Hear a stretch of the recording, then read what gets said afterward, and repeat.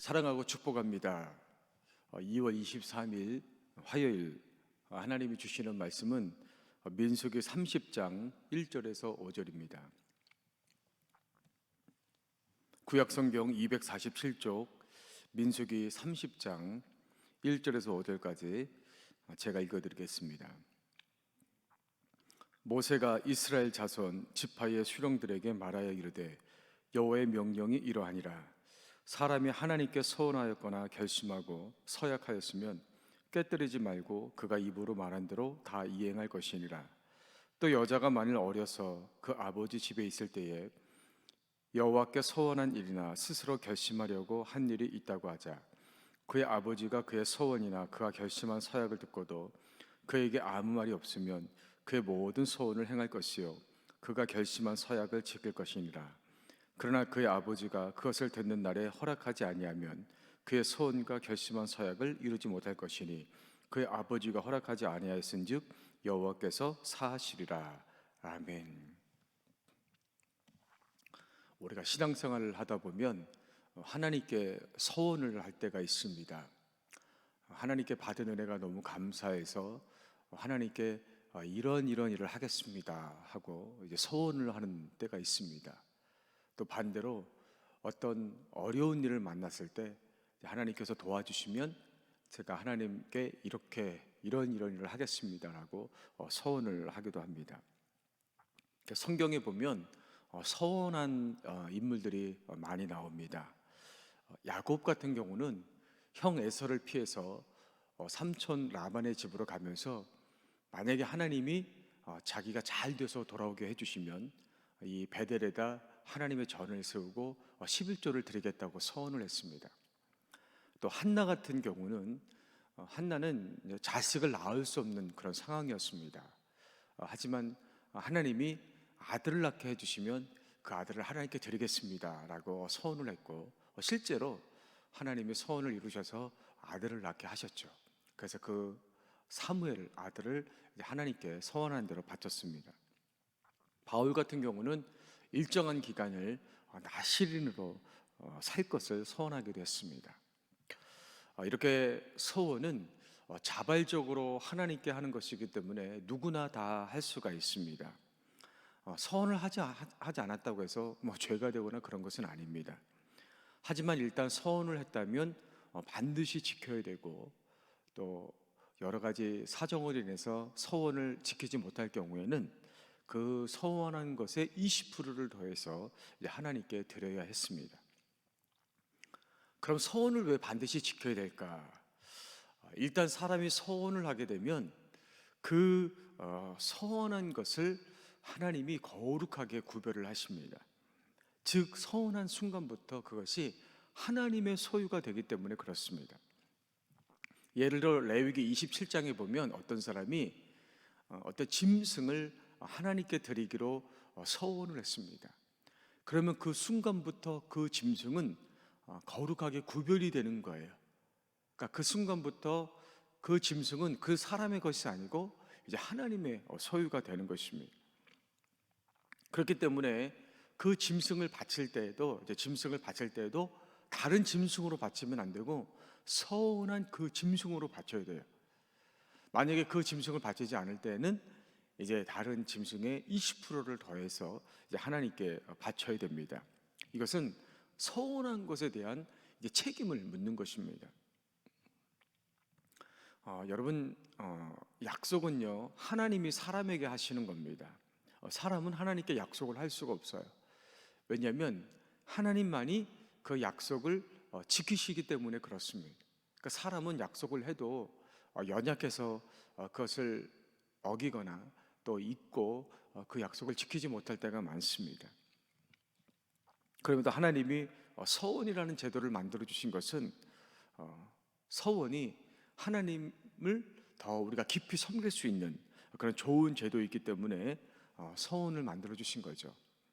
그래서 서원이 귀한 것이지만 감정적으로 하거나 또 서원을 해놓고 지키지 않으면 안 되는 것입니다. 오늘 민수기 30장에서는 특별히 여성이 서원했을 때 어떻게 해야 되는지 말씀을 하고 있습니다. 먼저 여성들이 서원하는 경우를 보면 3절에서는 여성이 결혼하기 전에 서원한 것이 있을 때 어떻게 되는지, 또 6절에 보면 여성이 서원하고 아직 지키지 않았는데 결혼했을 때, 또 9절에는 서원한 여성이 이혼을 하거나 사별을 했을 때, 또 10절에서는 여성이 결혼한 이후에 서원을 할 때 어떻게 되는지 말씀을 하고 있습니다. 이렇게 여성들이 다양한 경우에 서원을 했을 때 어떻게 해야 되는지 두 번째 보면, 이 여성들의 서원에 대한 책임이 여성 당사자에게 있는 것이 아니라 남자들에게 있는 것을 우리가 볼 수가 있습니다. 4절 5절 말씀을 보시면, 그의 아버지가 그의 소원이나 그가 결심한 서약을 듣고도 그에게 아무 말이 없으면 그의 모든 소원을 행할 것이요 그가 결심한 서약을 지킬 것이니라. 그러나 그의 아버지가 그것을 듣는 날에 허락하지 아니하면 그의 소원과 결심한 서약을 이루지 못할 것이니 그의 아버지가 허락하지 아니하였은즉 여호와께서 사하시리라. 예를 들어서 아직 결혼하지 않은 여성이 서원을 했어요. 그런데 아버지가 그 말을 듣고 아무 말도 없으면 그 서원을 지켜야 되는 것입니다. 근데 아버지가 그 서원을 반대하면 그 서원이 취소된다는 거예요. 자, 이렇게 여성이 결혼을 하기 전이라든지 또 결혼한 이후라든지 이렇게 서원을 했을 때에는 그 서원을 지킬지 말지를 결정하는 권한이 여성에게 있는 것이 아니라 아버지나 그 남편, 이렇게 남자에게 있다는 것입니다. 그 반면에 사별하거나 이혼한 여성은 남자가 없기 때문에 여성 본인이 이제 결정을 하게 되어 있습니다. 자, 그럼 세 번째로 이 여성의 서원에 대한 책임이 왜 남성에게 있을까? 오늘날 시각으로 보면 여성의 인권을 무시하는 것처럼 보입니다. 그러나 이 서원의 문제는 여성의 인권에 대한 문제가 아니고 가정의 질서와 연관되어 있기 때문에 남자가 그 책임이 있습니다. 즉 여성이 하나님께 서원할 수는 있지만 그 서원이 개인의 문제가 아니라 가정 전체의 문제이기도 하다는 것입니다. 예를 들어서 어떤 여성이 하나님께 하나님 은혜에 감사해서 밭을 바치기로 서원을 했습니다. 그러니까 서원을 한 그 자체는 귀한 거죠. 하지만 이 당시의 밭은 이 여성 개인뿐만 아니라 가족 전체의 생계가 달려있는 굉장히 중요한 것입니다. 그래서 가족들하고 충분히 상의하지 않고 독단적으로 이 밭을 서원해서 바치게 되면 본인은 밭을 바치니까 좋은 것이지만 이 가족 전체의 생계에 어려움이 생길 수도 있다는 것입니다. 그래서 하나님이 그 가정의 가장으로 권위를 부여하신 그 남편이나 아버지가 이제 그것을 결정할 때 그 결정에 따라서 서원을 이룰 수 있게 하신 것입니다.